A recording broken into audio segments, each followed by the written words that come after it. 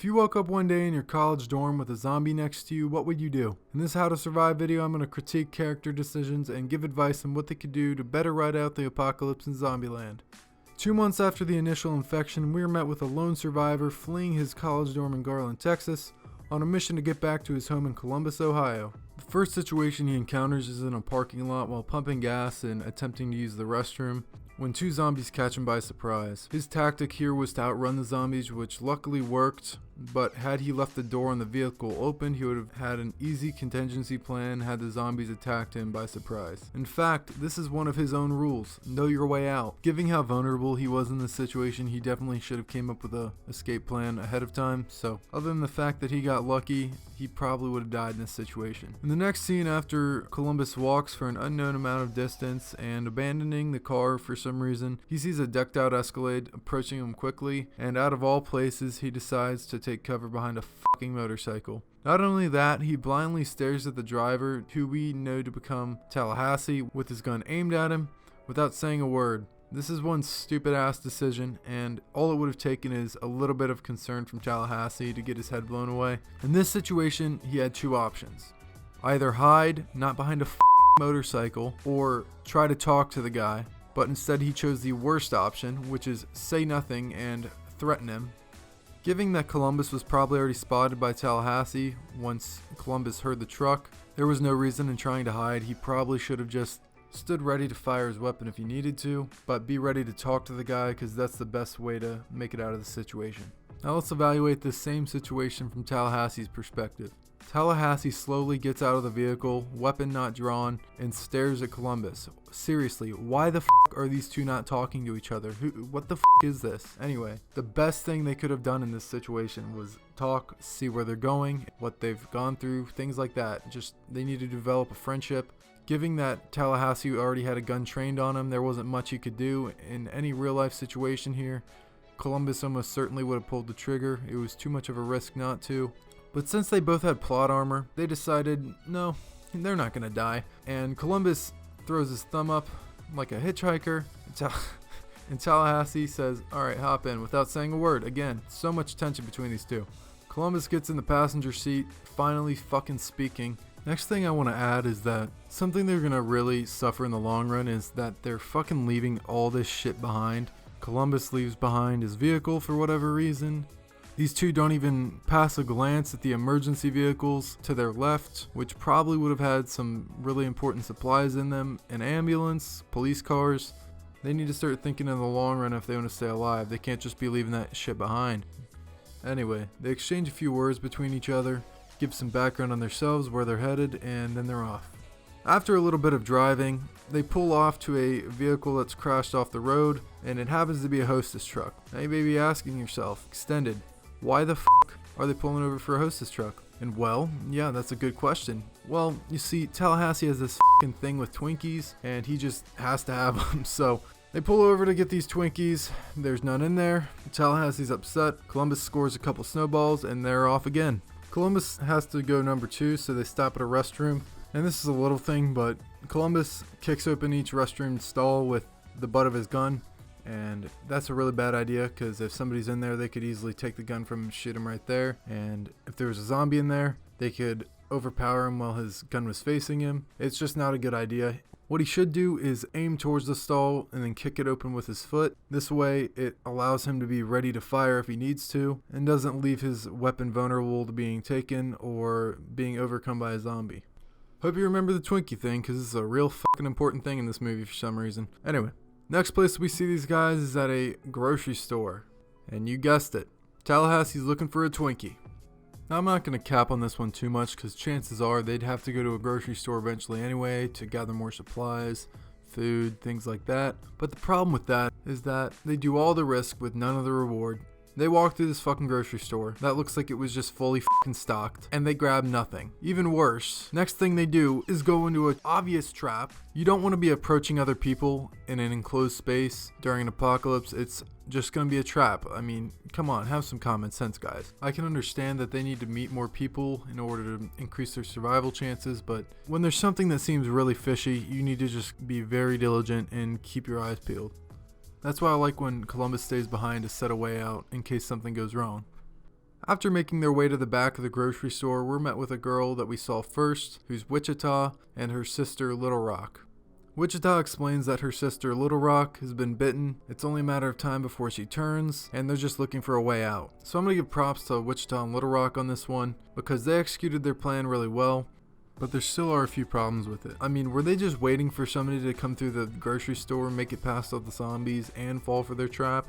Or was this pre-planned ahead of time if they were ever in the situation, or what? I don't know. It seems kind of weird. Secondly, they had a lot of things just go for them well that could have been stomped out by Columbus and Tallahassee if they had made better decisions. And that moves me into Tallahassee and Columbus in this situation. Number one problem that happened here was giving Wichita the gun. I mean, sure, you might feel bad and want to give it to her, but in this situation, you got to cut the emotional ties. You need to realize, I don't know if that's a good idea. This is my gun, and yeah. Not only that, but Columbus is facing away from them with his ears covered, and that's just a major problem. If they wanted to, they could easily shoot Tallahassee, then shoot Columbus without even knowing what's going on. Plus, if Columbus would turn around, be near the situation, he could easily overpower Wichita if she stole the gun, and then Tallahassee would be able to respond quickly as well. Realistically, they should have set up shop here because they've got food and supplies that'll last them years.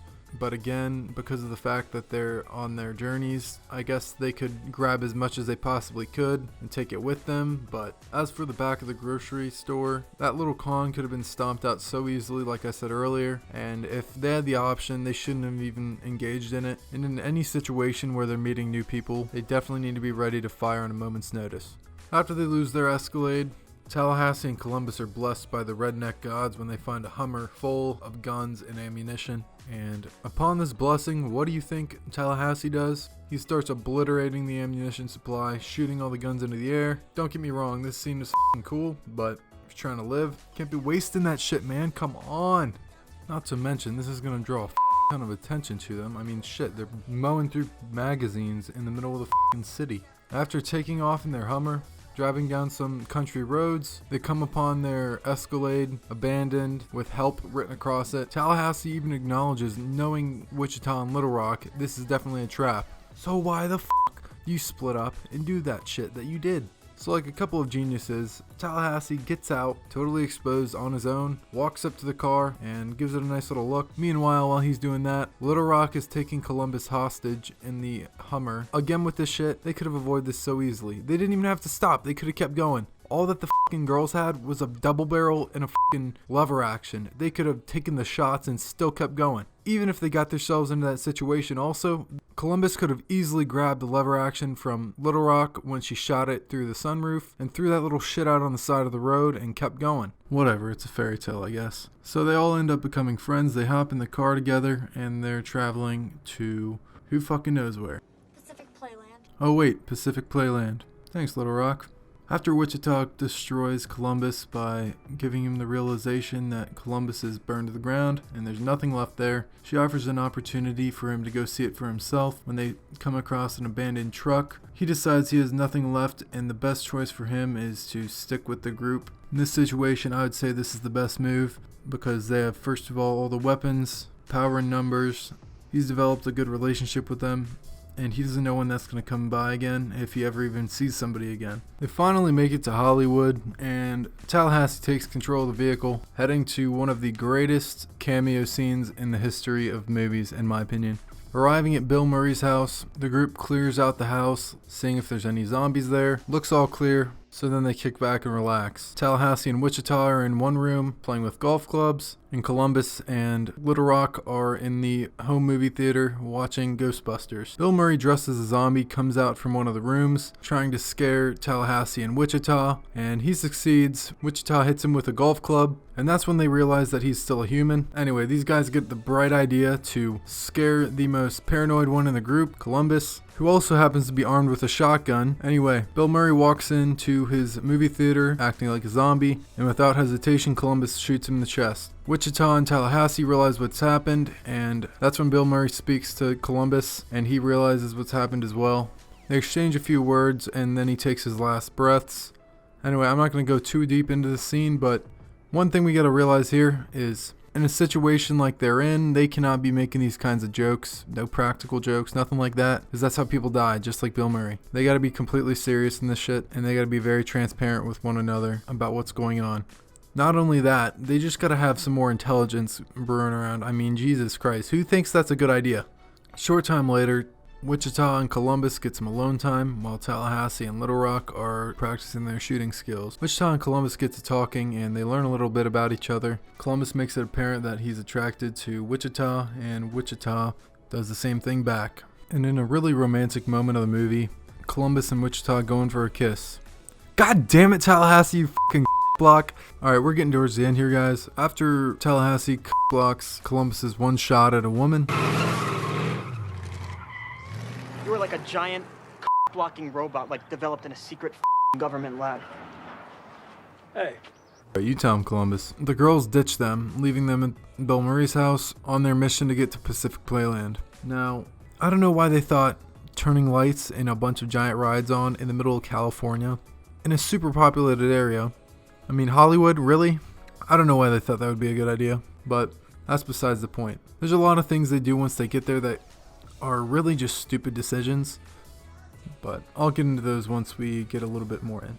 Now, once the girls make it to Pacific Playland, surprise, surprise, nothing's on, so they have to get it going. They flip on the generators or whatever powers the rides and things like that, and like any amusement park, it lights up very bright, there's lots of noise, and surprise, surprise, it attracts zombies. Columbus decides to risk it and go save Wichita and Little Rock.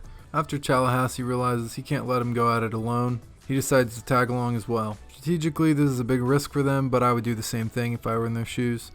Back to Wichita and Little Rock, they're fighting off the zombies that have broken in so far. They try to make an escape with the Hummer, which of course many zombies get on immediately. For some reason, instead of shaking off the zombies, which there were only like a handful in the car in the first place, they decide to abandon their only means of escaping to kill about 3 zombies, which posed no threat to them at the immediate time, and that was probably the dumbest thing they could have done. Lucky for them, they've got Tallahassee and Columbus coming, who once they get there start f***ing shit up and save their asses. Wichita and Little Rock bolt for an attraction that launches you high into the air and holds you up there so they can think of their next move. It's at this point when Columbus and Tallahassee finally make their move and head to Pacific Playland. Switching back to Wichita and Little Rock, they're now on the ride at the top. It starts descending and their only option is to shoot the control box to make it stop. Congrats, now you can starve up there because you're not going to be able to get out. The people in this movie are just so damn lucky, man. I swear, it's not fair. Columbus and Tallahassee make their way in. At this point in the movie, Tallahassee takes the crown of badassery. I mean, just look at some of these shots, like holy shit, that's awesome. Anyway, while Tallahassee distracts the horde of zombies, Columbus heads to the ride Wichita and Little Rock are stuck on, where he comes face to face with his arch nemesis, a clown zombie. I don't know if I said this earlier in the video, but that's one of his weaknesses is he has a phobia of clowns. After overcoming his fear and killing the clown, he makes his way over to the ride and shuts it down, saving Little Rock and Wichita. He redeemed himself in the eyes of Wichita. Way to go, Columbus. Overall, this movie wasn't super realistic in strategy and things like that, but this is one of my favorite movies of all time, and I think they did a really good job. Let me know if there's anything you guys would have done different in the comments, and subscribe if you like this video, and please drop a like if you enjoyed it. I'll see you guys later. Peace.